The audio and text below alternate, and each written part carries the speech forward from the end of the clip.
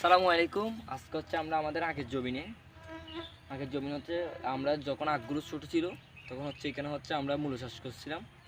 আজকে মূলো চাষ করার পরে হচ্ছে আমরা 10-20টা মূলো হচ্ছে জমিনের মধ্যে হচ্ছে রেখে দিলাম এগুলো থেকে বীজ উৎপাদন করার জন্য। আমি আপনাদেরকে বীজগুলো দেখাবো।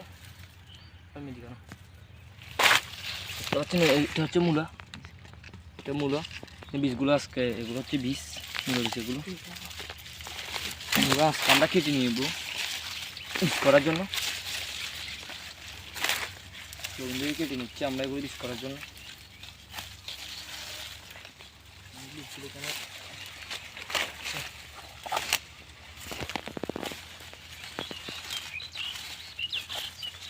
এগুলোই বীজ দেখতে পাচ্ছেন, এগুলো হচ্ছে বীজ মরিচ।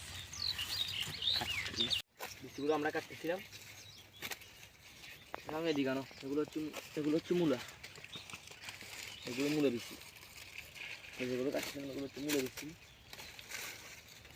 আমরা প্রথমবার মূলো বেশিগুলো উৎপাদন করার চেষ্টা করতেছি। মূলগুলো কাটি থেকে নিচ্ছি জমিন থেকে। আমি মেয়ে পাঠাও না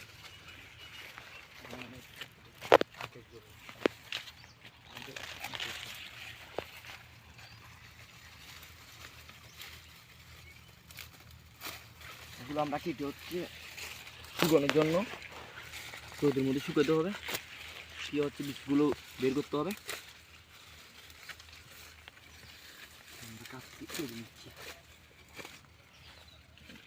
আলহামদুলিল্লাহ, এখান থেকে হচ্ছে আমরা বীজগুলো কেটে শেষ করলাম। শেষ করার পর হচ্ছে এটা হচ্ছে আমরা একটা তেরফালের মধ্যে হচ্ছে শুকাতে দেবো রোদের মধ্যে। শুকানোর পর হচ্ছে দেখা যায় এখান থেকে হচ্ছে বীজগুলো আমরা বের করে নেব।